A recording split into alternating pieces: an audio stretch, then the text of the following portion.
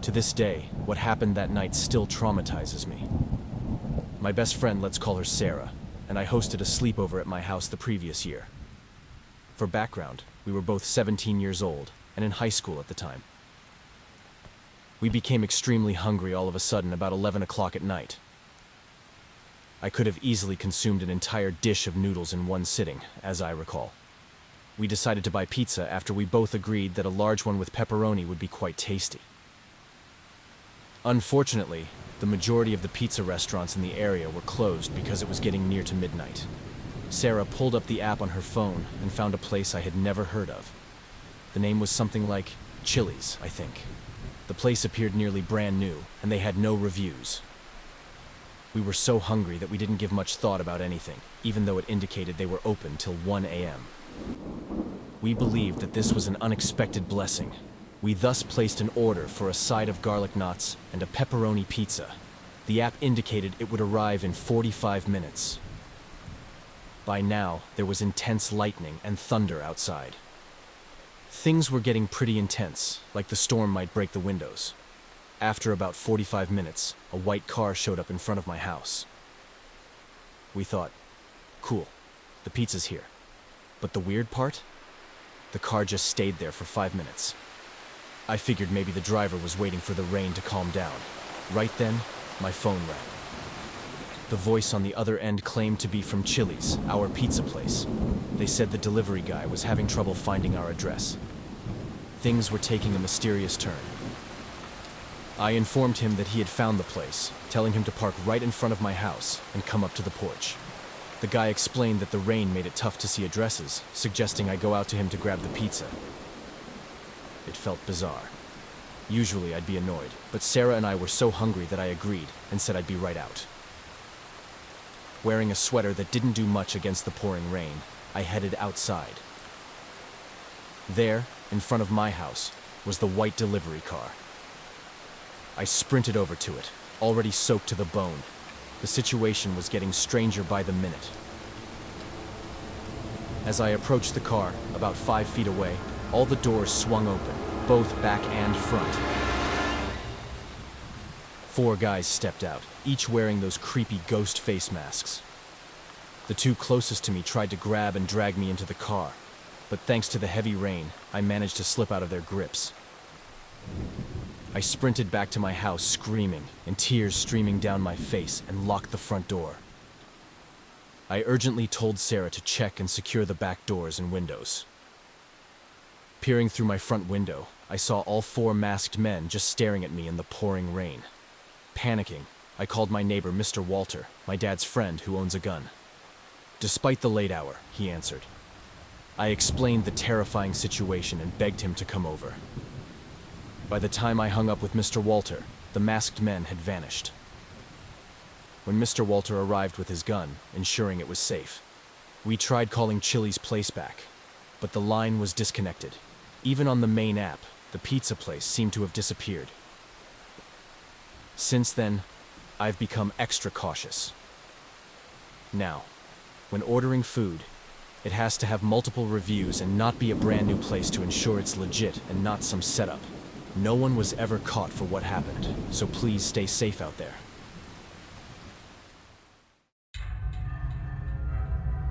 A few years ago, like in 2018, when I was 15, we lived in the quiet town. On Friday nights, the town was pretty quiet, and there wasn't much going on to keep us entertained.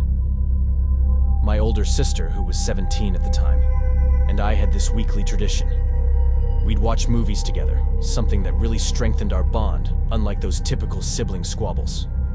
On this particular Friday, our parents were out enjoying a night at a lively party, trying to unwind and have a good time. So my sister and I opted for our go-to comfort food, pizza. A large pepperoni with extra cheese was our usual pick. The living room is all set up for movie night with blankets and pillows scattered on the couch. We made the call around 8 p.m., and the lady on the phone said it would take about 45 minutes, a perfect time for us to pick a movie. We settled on a comedy movie to keep the mood light. As 9 p.m. came and went, We found ourselves getting antsy about the pizza. You know how it is when you're hungry. Every passing minute feels like an eternity. Halfway through the movie, our stomachs were growling louder than the TV. Then, at around 9:15 p.m., the doorbell finally rang. A tad late, but we were just relieved the pizza had finally made it. My sister headed to the door to answer it, and I took a quick bathroom break, anticipating a slice of piping hot pizza upon my return. While in the bathroom, I could hear some muffled conversation, but I didn't pay much attention. Usually, pizza deliveries are straightforward. You pay, you get your pizza, end of story. However, this time, the delivery exchange seemed to be dragging on longer than usual, which struck me as odd. When I returned from the bathroom, I found my sister sitting at the dining table. The pizza box was open, but she hadn't touched a slice. She looked pale, and her hands were trembling slightly. It was unusual to see her like that, as she's usually composed. I asked if everything was okay, but she just nodded and forced a smile. It was clear that something had spooked her, but she didn't go into detail. We tried to get back into the movie, but the atmosphere had shifted. My sister kept glancing at the door, and it was evident she was shaken up. Despite my repeated inquiries about her well-being, she insisted everything was fine. However, her jittery reactions to every little sound told a different story. It seemed like she was anticipating something or someone. The remainder of the movie passed in a blur. We were both distracted, and the on-screen comedy couldn't dispel the growing, uneasy feeling. By the time the movie ended, it was close to 11 p.m. We decided to call it a night, even though neither of us felt like sleeping. As we cleaned up, turned off the lights, and headed to our rooms, that strange feeling lingered in the air. Little did we know, the night was about to get worse. We were in our rooms, struggling to sleep. My mind kept going back to earlier, especially when my sister looked terrified coming back from the door. Around 1 a.m., the house got super quiet, with only occasional creaks and pops. Those sounds always spooked me. Suddenly, out of nowhere, the doorbell rang. It was so loud in the dead of night, making my heart race. I heard my sister's door open, and we both peeked out of our rooms together. None of us wanted to go downstairs. The doorbell rang again, followed by loud, urgent knocks that echoed through the house in my head. Gathering our courage, we slowly made our way downstairs. The plan was to peek through the living room window to see who was at the door. I remember my sister's hand trembling as she pulled back the curtain just a tiny bit. To our surprise, there was a man standing there, holding another pizza box. That alone was weird. Who delivers pizza at 1 a.m.? But what scared us the most was when the man looked directly at the window where we were hiding. He had this strange smile on his face, as if he knew we were watching. That smile is etched in my memory. It felt like he was relishing scaring us. And then, without saying another word or doing anything else, he turned around, rushed back to his car, and zoomed off way too fast for our quiet street. We were both freaked out, unsure of what to make of it. Finally, my sister told me that when she answered the door earlier, the delivery guy had been acting super weird, giving her uncomfortable stares, making inappropriate comments, and standing too close. This grown man, who looked old enough to be our dad, asked chilling questions like if she was alone in the house, how late our parents were going to be out, and if she was scared being by herself. We shivered at these questions. We were at a loss on what to do. Our parents were still out, and calling the police didn't seem like enough, especially with him speeding off into the night. We decided to stay up for the rest of the night, just in case that creepy guy decided to come back. If he did, we were ready to call the cops. So, we stayed up, chatting and trying to distract ourselves until the sun came up. Seeing the sunrise felt like a relief. Things always seem less scary in the daylight, but we were still on edge, wondering if that guy would come back. Our parents returned later that morning. They were surprised to find us up so early, looking like we hadn't slept. We spilled everything to them, and I could see the worry on their faces. My dad, especially, was upset. He's the type who takes family safety super seriously. After breakfast, he insisted on coming with us to the pizza place to talk to the manager. He was determined to get to the bottom of this.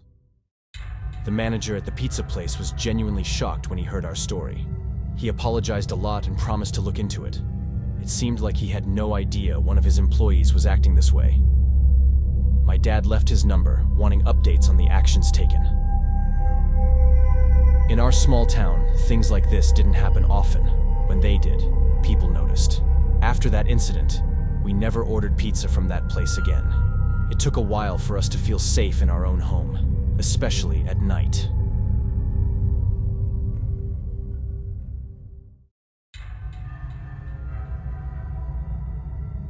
It was midnight, and raindrops were falling from the sky as I walked down the dark streets on my way to a cemetery. The pizza box in my hands moved along with the sound of my footsteps on the wet pavement.